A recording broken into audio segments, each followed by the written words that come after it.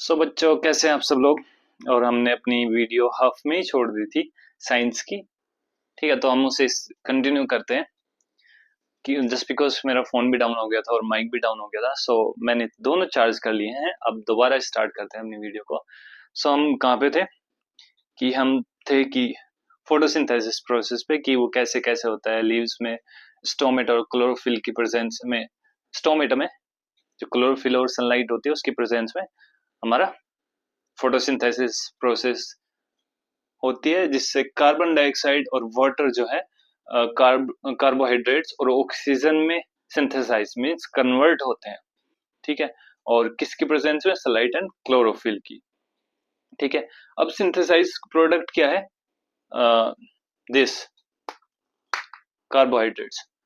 But जो animals या plants होते हैं उनमें और भी चीजें चाहिए होती है एनर्जी के लिए, like your proteins, like proteins and fats, ये भी चाहिए होते हैं। सो प्रोटीन्स कहाँ से मिलता है? हमें तो अमीनो एसिड्स जो होते हैं वो कन्वर्ट मतलब सिंथेसाइज आगे जाके टूटते हैं हमारी बॉडी में, तो ह्यूमंस की। बट प्लांट्स प्रोटीन को एज एज यूज करते हैं नाइट्रोजन की फॉर्म में। ठीक है, और नाइट्रोजन कहाँ से मिलती है उनको? Through, not not by the environment और थ्रू द एनवायरनमेंट। उनको जो नाइट्रोजन मिलती है वो सोइल से मिलती है। ठीक है, वो जो एटमोसफेयर में नाइट्रोजन है जो सबसे ज्यादा है, 78% समथिंग। ठीक है, उस नाइट्रोजन का यूज नहीं करते, वो यूज करते हैं जो सोइल में प्रेजेंट नाइट्रोजन होती है वो। किसके थ्रू? एक बैक्टीरिया होता है, राइज, आगे पढ़ेंगे इसमें, राइजोबियम, या राइजोबियम जो बैक्टीरिया होता है उसके थ्रू वो नाइट्रोजन लेते हैं। सो हम पढ़ते हैं, इसमें है synthesis of plants. One more thing, इसमें हमारा ये रह गया था, you often see slimy green patches in ponds or stagens। वो जो मैंने बताया था ना, ब्लू ग्रीन एल्गी जो थी वो सबसे पहले इवोल्व हुई थी, जो लाइफ प्रोसेस है, जो सबसे पहला लिविंग ऑर्गेनिज्म है, वो ब्लू ग्रीन एल्गी थी अर्थ पे।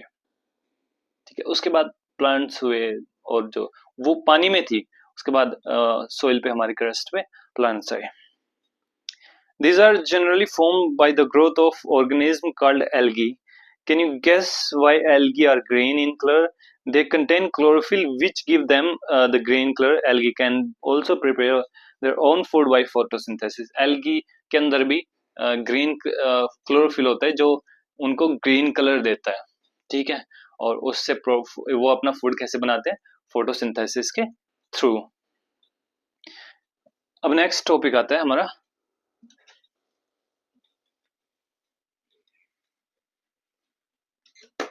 सिंथेसिस। सिंथेसिस का मतलब ही प्रोड्यूस या बनाना होता है, या कन्वर्ट करना, you can say. Plant food other than carbohydrates, carbs you can say. आप फुल लिखना, कार्ब्स को कार्बोहाइड्रेट्स लिखना।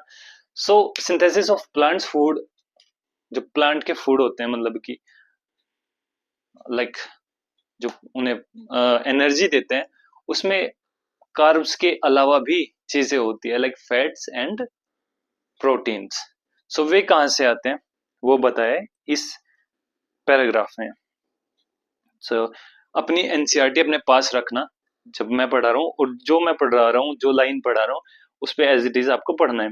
ठीक है, you have just learned that plant synthesis carbohydrates through the process of photosynthesis, जो मैंने आपको लिखवाई थी। and carbohydrates are made of carbons, hydrogen and oxygen। जो कार्बोहाइड्रेट्स होते हैं वो किस चीज से बने होते हैं? कार्बन, हाइड्रोजन और ऑक्सीजन से, और फोटोसिंथेसिस के थ्रू वो बनता है। ठीक है, वो सिंथेसिस होता है। These are used to synthesis other components of food such as proteins and fats. These are used to synthesis, और ये चीजें दूसरी जो अदर न्यूट्रिएंट्स हैं उनको सिंथेसिस करने के लिए काम आती है, जैसे प्रोटीन और fats. But proteins are nitrogenous substance which contain nitrogen. From where do the plants obtain nitrogen? So protein क्या होता है? एक नाइट्रोजीनियस कंपाउंड है, ठीक है, जिसमें नाइट्रोजन होती है, और उसके लिए नाइट्रोजन चाहिए होती है प्लांट को। सो वो कहाँ से लेता है? वो डायरेक्ट इन्वायरमेंट से नहीं लेता। Recall that nitrogen is present in abundance, बहुत ज्यादा मात्रा में, 70 मैंने बताया अभी, 70 above, is in gaseous form in the air. However, plant cannot absorb nitrogen in this form. Plant इस फॉर्म में नहीं लेते, एटमॉस्फेयर से नाइट्रोजन नहीं लेते, ठीक है। Soil has certain bacteria that convert gaseous nitrogen into a soluble form and release it into the soil. So जो हमारा राइजोबियम जो बैक्टीरिया है वो नाइट्रोजन को एटमॉस्फेयर में से लेता है, फिर वो सॉइल में उसको एब्जॉर्ब कर देता है, एंड सॉइल के थ्रू जो रूट्स हैं वो ले लेती हैं उसे, ठीक है, जो फिर वेसल्स के थ्रू वो ट्रांसपोर्ट हो जाता है लीव्स में। These are absorbed by the plant along with water, और soil और water मिलके ऊपर पहुंचा देते हैं उसको। Also, you might have seen farmers adding fertilizer rich in nitrogen to the soil. In this way, the plants fulfill their requirements of nitrogen along with the other constituents. Plants can then synthesize protein and vitamins. So, कभी कभी ये हो जाता है कि जमीन बंजर हो जाती है, अगर हम खेती करते रहे लगातार टाइम पे, ठीक है, तो फार्मर क्या करते हैं, जैसे फसल उगाई, ठीक है, तो उसमें से जो नाइट्रोजन है, जो फास्फोरस है, जो पोटेशियम है, जो उसके मिनरल्स हैं, वो खत्म हो जाते हैं धीरे धीरे। सो या तो उसमें फर्टिलाइजर मिलाए जाते हैं उसी लैंड में, या फिर उसकी खुदाई की जाती है, ठीक है। आपने ट्रैक्टर के पीछे एक मतलब खुदाई करने का इक्विपमेंट लगाया जाता है और उससे खुदाई की जाती है, इसको गांव में टीलर बोलते हैं, okay. You might have heard this word, but मुझे नहीं लगता आप लोगों ने सुना होगा।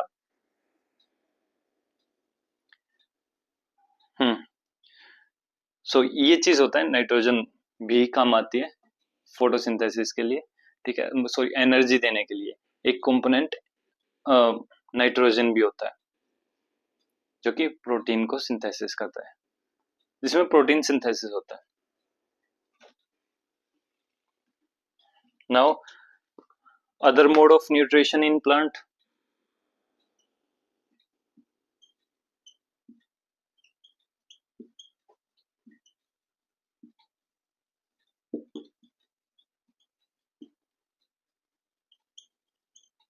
सो और कौन कौन से मोड होते हैं प्लांट्स में? मैंने बताया एक तो ऑटोट्रोफिक, ये तो अब तक हम ऑटोट्रोफिक की बात कर रहे थे कि वो जो फूड अपने आप बनाते हैं फोटोसिंथेसिस के थ्रू, ठीक है।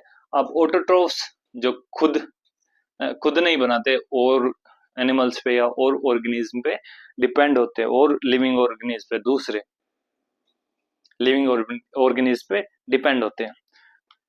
So there are some plants which do not have chlorophyll. They cannot synthesize food. How do they survive? And from where do they derive nutrients? So मैंने बताया बहुत सारे प्लांट्स ऐसे होते हैं जो अपने आप फूड नहीं बनाते। सो वे कहाँ से कैसे सर्वाइव करते हैं, कहाँ से अपना फूड गैदर करते हैं? Like humans and animals, such plants depend on the food produced by other plants. They use the heterotrophic mode, मतलब कि दूसरों पे डिपेंड होने वाला सिस्टम, ठीक है। यू सी अ येलो, सो एक फिगर है इसमें, कसकट,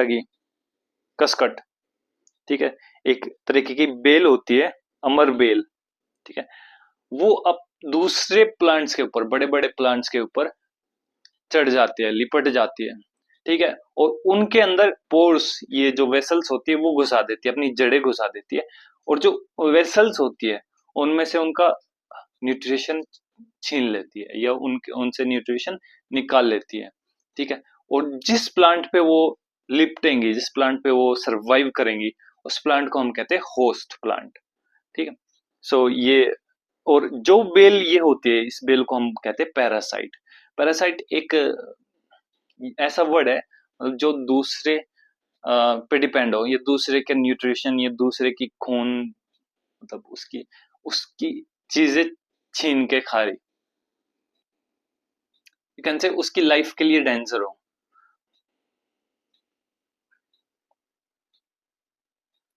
कहीं दूसरे कम्युनिटी का या दूसरी कम्युनिटी का, दूसरी स्पीसीज का कोई भी थिंग, अदर प्लांट हो या एनिमल हो, कोई भी एनिमल, ठीक है, वो दूसरे की बॉडी में चिपक जाता है, रह जाता है, या अंदर घुस जाता है, ठीक है, और उसके बाद वो वहां पे सरवाइव करता है, वो अपनी लाइफ को उसकी न्यूट्रिशन को खा के वो वहां पे सरवाइव करता है, उसको हम पैरासाइट बोलते हैं, ठीक है। लाइक मच्छर भी एक पैरासाइट है, mosquito is also a parasite, जो हमारे ब्लड पे सरवाइव करता है, ह्यूमंस के, ठीक है, और बहुत सारे होते हैं इंसेक्ट्स जो ऐसे सरवाइव करते हैं दूसरों पे, उनको हम पैरासाइट बोलते हैं। सो कसकटर मैंने बता दिया, हेटेरोट्रोप्स ये सर आप पढ़ना है, इसमें यही है इतना जो मैंने बताया आपको। नाउ हम पढ़ते हैं पेज नंबर 5 के सेकेंड पैराग्राफ है, हैव यू सीन और हर्ड द और plant that can eat animal. अब ऐसे भी बहुत सारे प्लांट्स होते हैं जो एनिमल्स या इंसेक्ट को खाते हैं, छोटे छोटे इंसेक्ट्स को, ठीक है, कुछ बड़े बड़े भी खा जाते हैं, बड़े बड़े इंसेक्ट्स को ही खा जाते हैं, बट वो ऐसा क्यों करते हैं? बिकॉज उनके पास क्लोरोफिल नहीं होता, उनको न्यूट्रिशन चाहिए होता है, सो वो इंसेक्टिवोरियस बन गए, मतलब जो इंसेक्ट को खाता है वो insectivorous plant. Okay, so these are a few plants which can trap insect and digest them। उनके अंदर से एक डाइजेस्टिव जूस निकलता है, जैसे एक बाउल टाइप का होता है, एक एक घड़े टाइप का उनका माउथ होता है, ठीक है, जैसे इंसेक्ट उसके अंदर गया, उसके अंदर एक अच्छे ब्राइट कलर्स होते हैं उसके अंदर, जो इंसेक्ट को अपनी तरफ अट्रैक्ट करते हैं। जैसे ही इंसेक्ट उसके अंदर गया, वो अपने माउथ को क्लोज कर लेता है, और उसके बाद उसकी वोल से कुछ डाइजेस्टिव जूसेस निकलते हैं जो उस इंसेक्ट को गला देते हैं और एक जूस में कन्वर्ट कर देते हैं, एंड देन वो एब्जॉर्ब कर लेता है उस जूस को। So these are few plants which can trap insects and digest them. It is not amazing. Such plants may be green or of some other color. मतलब ऐसे प्लांट्स या तो ग्रीन होंगे या कुछ और कलर के होंगे, क्योंकि उनमें क्लोरोफिल प्रेजेंट नहीं होता, इसलिए वो ग्रीन नहीं होते, ठीक है। द पिक्चर लाइक और jug like structure is the modified part of leaf.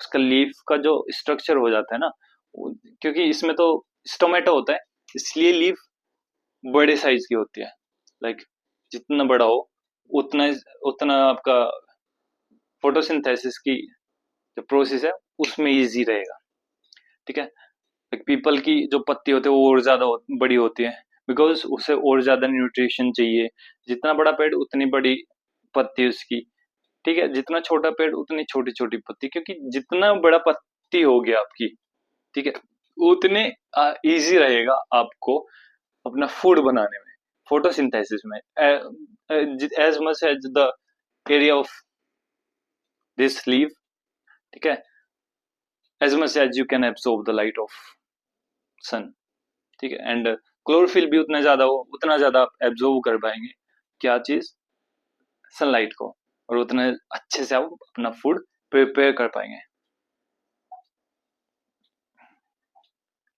सो कुछ जो लीफ होती है उनकी, उनमें क्लोरोफिल नहीं होता, तो उनकी पत्ती सिकुड़ के एक पैच बना लेती है, एक थैला टाइप में बना लेती है, जिसमें इंसेक्ट आके घुस जाता है और ऊपर से वो बंद हो जाती है, ठीक है। The apex of the leaf form a lead ढक्कन, जो एपेक्स उसके ऊपर एक लीड बना देते हैं, आप फिगर में देख लेना इस साइड ये, ठीक है, the lid which can open and close the mouth of the pitcher. Inside the pitcher there और हेयर, उसके अंदर हेयर टाइप में होते हैं जो कि विच आर डायरेक्टेड डाउन, जो कि ऐसे होते हैं, नीचे की तरफ होते हैं, downward. Okay, when an insect lands in the picture, अच्छा आप पता है वे क्यों होते हैं ऐसे? जब इंसेक्ट्स, मेरे पास कुछ नहीं है ऐसे दिखाने के लिए, मतलब उसके अंदर ऐसे डाउनवर्ड्स में वो होते हैं, हेयर्स होते हैं। अगर इंसेक्ट एक बार उसमें घुस तो सकता है ऐसे, उसमें नीचे पास तो हो जाएगा, घुस तो जाएगा, बट वो ऊपर नहीं आ पाता। मतलब अगर ऐसे ये डाउनवर्ड है, ये दो मार्कर ऐसे डाउनवर्ड है, उसके बीच में ऐसे ऐसे बहुत सारे होते हैं चारों तरफ, ठीक है, और बीच में से एक छोटा सा होल होता है जिसमें ऐसे वो घुस जाता है, वो ये ऐसे नीचे को हो जाएंगे ये दोनों के दोनों, और फिर एज इट इज ऐसे ऊपर आ जाएंगे। अब ये ऐसे हो गया, अब ये ऊपर नहीं आ पाएगा क्योंकि ये ऊपर को नहीं होते, वो डाउनवर्ड ही रहते हैं, उनका जो मोशन होता है वो सिर्फ डाउनवर्ड रहता है। तो ऐसा कुछ होता है उसके अंदर, ऐसे हेयर्स होते हैं, ठीक है, वो कुछ नहीं, ऐसे हेयर्स होते हैं जो डाउनवर्ड डायरेक्शन में होते हैं ताकि वो ट्रैप कर पाए इंसेक्ट्स को। The lid close downward when an insect lands in the picture, the lid close, जब अंदर जाता है तो वो क्लोज होते जाते हैं, and the trapped insect get entangled into the hairs, मैंने बताया ना कि वो फंस जाता है उसमें, ऐसे होते हैं। तो the lid close and the insect is trapped. The insect is digested by the digestive juices secreted in the pitcher and its nutrition are absorbed.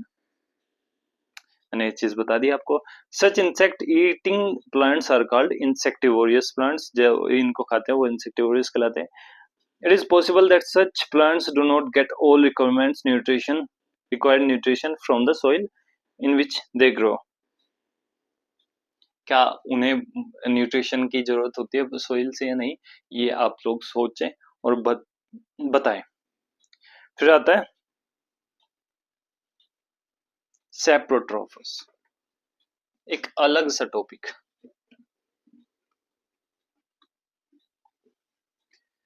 सेप्रोट्रोफस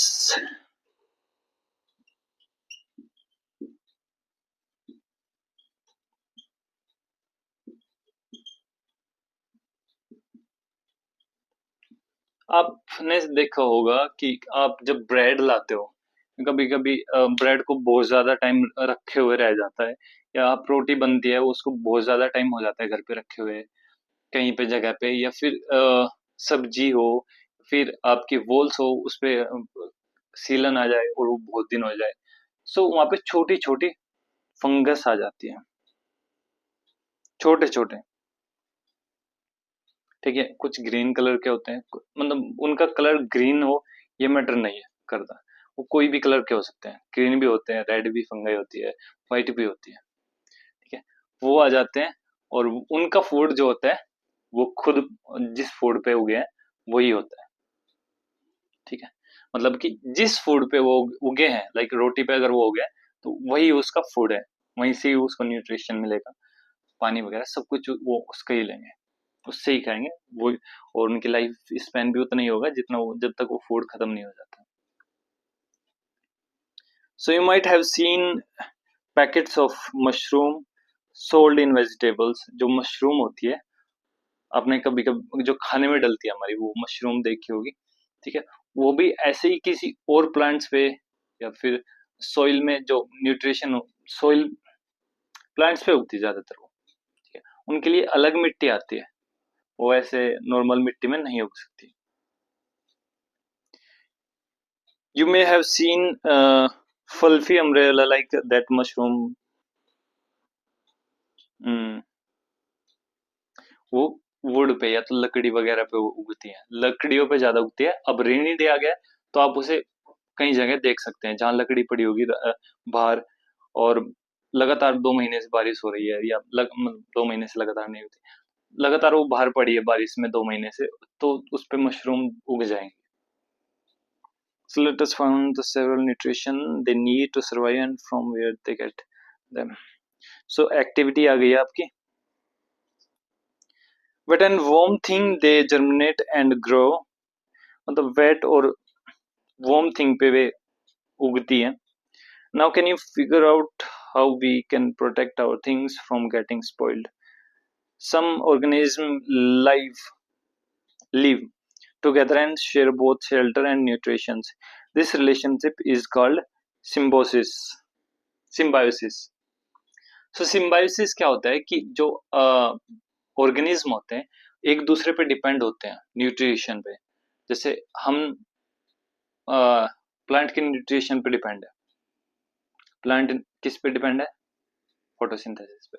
सो ये जो प्लांट और ह्यूमंस के बीच में जो रिलेशनशिप बना उसे हम सिम्बायोसिस बोलते हैं.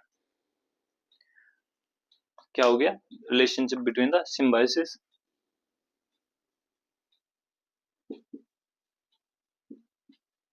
रिलेशनशिप बिटवीन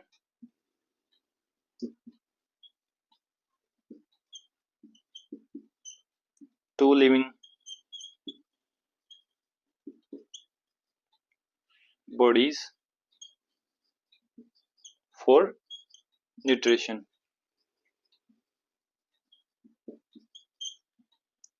इसको हम सिम्बायोसिस बोलेंगे.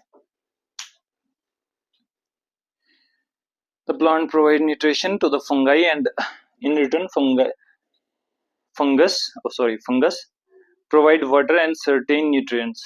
So जो प्लांट है, प्लांट्स पे जो फंगस उगती है, ठीक है, वो उसे एक दूसरे को न्यूट्रिशन देते हैं, एक्सचेंज करते हैं, यू कैन से. ठीक है, एक दूसरे को न्यूट्रिशन देंगे.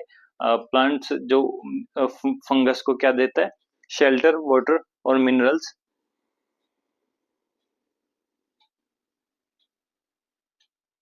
सॉरी, प्लांट जो फंगस को क्या देता है? न्यूट्रिएंट्स. और इन रिटर्न फंगस क्या देता है? वाटर और वो भी कुछ न्यूट्रिएंट्स देती है. समझे? So next paragraph. In organism called lichens, a chlorophyll contained partner which is an alga and a fungus live together.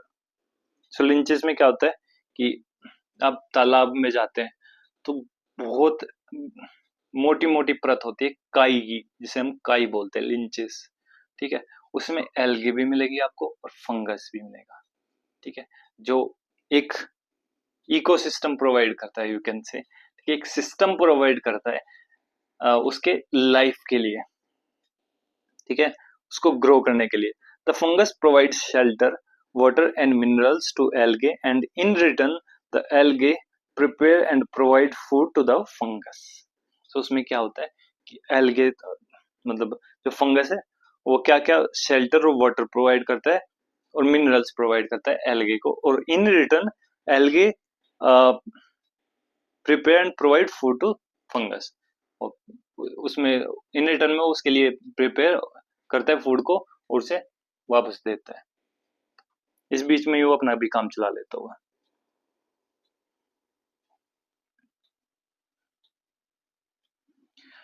How nutrients are replenished in the soil. मतलब हमारी मिट्टी से भी तो मिट्टी से ही तो न्यूट्रिएंट्स मिलते हैं प्लांट्स को. फास्फोरस हो गया, पोटेशियम हो गया, इवन दो नाइट्रोजन हो गया, ये सब चीजें हमारी मिट्टी से ही तो मिलता है प्लांट्स को. सो अगर मिट्टी में ये सब चीज लाइक एक जगह पे एक प्लांट उग गया, ठीक है, सो उसके आसपास की मिट्टी में इन सब चीजों की कमी हो जाती है. लाइक ऐसे ये एग्जांपल ऐसे ले लो कि आपके आसपास आपको बहुत ज्यादा फूड पसंद, कौन सा फूड? मैंगो पसंद है, आजकल मैंगो का सीजन है, तो आपको मैंगो पसंद है और आपको एक कमरे में मैंगो दे दिया जाए तो कुछ दिनों में आप उसे खा खा के खत्म कर देंगे. आपको दोबारा मैंगो खरीदने पड़ेंगे. ऐसा ही होता है कि आपके सोइल में जब प्लांट एक जगह पे बहुत सालों से रह रहा खड़ा है, ठीक है, अपने लाइफ को सरवाइव कर रहा है और न्यूट्रिशन ले रहा है उस सोइल से, उस पर्टिकुलर एरिया से, तो वहां पे न्यूट्रिएंट्स की कमी हो जाती है. उस फास्फोरस की, पोटेशियम की, इन सब चीजों के लिए फिर फर्टिलाइजर डाला जाता है, या फिर जो ऊपर की जिस परत में ये कमी हो गई, उस जमीन को खोद के नीचे की जो परत है उसको ऊपर लाई जाती है, और जो ऊपर की परत है वो नीचे ले जाई जाती है, ताकि फिर उसमें बैलेंस बना रहे। ठीक है, सो ये टॉपिक हो गया, हाउ न्यूट्रिएंट्स आर replenished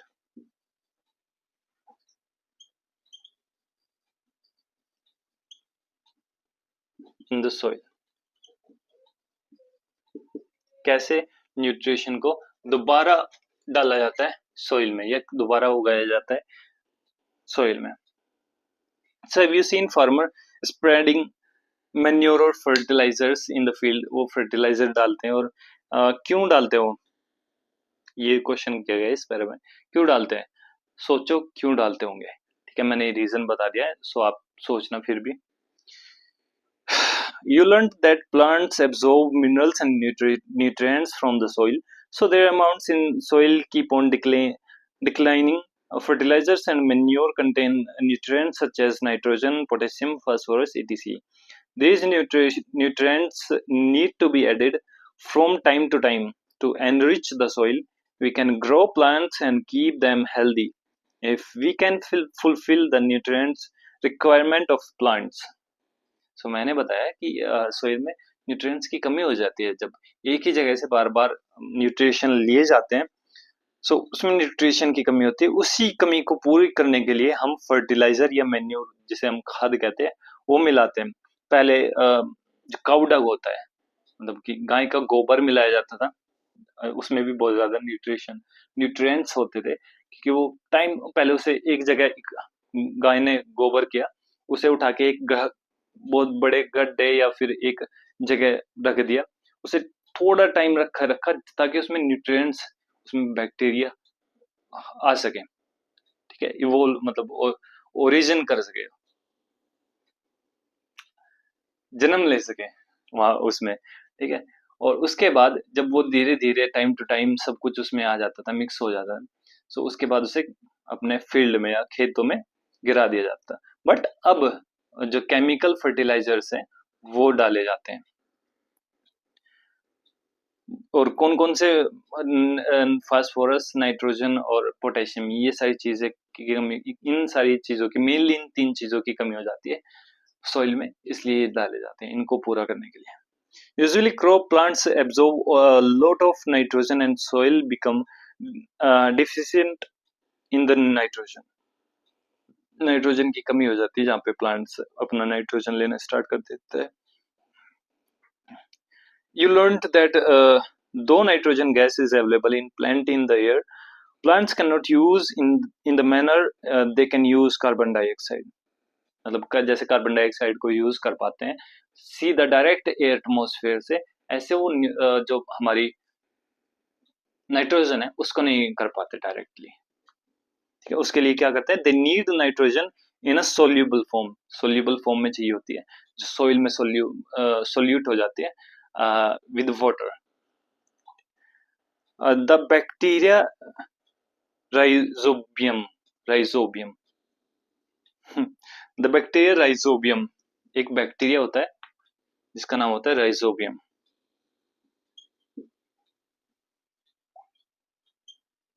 ये जो है मिक्स करता है नाइट्रोजन को हमारी सोइल में, और वो सोइल से फिर वाटर में कन्वर्ट वो होती है, मिक्स होती है, और वाटर के थ्रू वो वेसल से प्लांट की लीफ में जाती है और अदर बॉडी पार्ट में जाती है। Rhizobium can take atmospheric nitrogen and convert it into a soluble form, but rhizobium cannot make its own food। अब राइजोबियम को ने उसको क्या दी, नाइट्रोजन, अब नाइट्रोजन के बदले वो क्या देगा, so it often lives in the root of germs, pea, moong, beans and other legumes and provide them with nitrogen। so ये क्या सिम्बायोसिस का सिस्टम है कि आप राइजोबियम ने आपको नाइट्रोजन देगा और बदले में आप राइजोबियम को क्या देंगे, न्यूट्रिशंस देंगे, क्योंकि राइजोबियम भी हेटरोट्रोपिक्स है, वो अपना फूड अपने आप नहीं बना पाता, इसलिए वो प्लांट्स को नाइट्रोजन देता है और प्लांट से न्यूट्रिशंस ले लेता है। सो इट ऑफन लिव्स, ये तो बता दिया, और वो किस किस के जड़ों में रहता है, पीज, मूंग, बीन्स, इन सब चीजों के पॉल्स जिसे आप बोलते हैं. In return, the plant provide and shelter to the bacteria. They thus have a symbiotic relationship. This association is a great significance for the farmers. They can reduce the use of nitrogen fertilizer where leguminous plants are grow. मतलब वही है कि अगर आपको fertiliser का use कम करना है तो आप मूंग बो दो अपने खेतों में, ठीक है, ताकि जो राइजोबियम बैक्टीरिया है वो आ सके. सो फर्टिलाइजर कम यूज करने का एक उपाय है कि आप मूंग वगैरह ये बो दो अपने खेत में, और राइजोबियम नाइट्रोजन की पूर्ति कर देगा वहां पे. फिर उसके बाद आप कोई भी फसल बो सकते हो. मोस्ट ऑफ द पल्सेस, दाल जिसे बोलते हैं, आर ऑब्टेन फ्रॉम लिग्यूमिनियस प्लांट्स. जो पल्सेस वही है कि पल्सेस आप दाल की खेती कर सकते हैं उसमें. In this chapter, you have learned the plants are autotrophs. Only a few plants are parasites or saprotrophic. They derive nutrition from other organisms. All animals are characterized and heterotrophics are as heterotrophic since they depend on the other plants and other animals for food. Can we say that the insectivorous plants are partially heterotrophics? सो ये था आपका chapter, और question answer मैं अगली video में बना दूंगा because ये बड़ी होती जा रही है, और क्वेश्चन आंसर का मैं नेक्स्ट वीडियो डालता हूँ. सो ये था आपका चैप्टर जिसमें हमने पढ़ा कि ऑटोट्रोफिक और हेटेरोट्रोफिक क्या होते हैं, प्लस इसमें एक क्लास में एक क्वेश्चन करके गया है कि क्या इंसेक्टिवोरियस प्लांट्स जो होते हैं वो हेटेरोट्रोफिक होते हैं. जी हाँ, हेटेरोट्रोफिक होते हैं because they are depend on other insects और अदर एनिमल्स, ठीक है, for their food. So thank you so much. जय हिंद. Please review and share this video to your friends.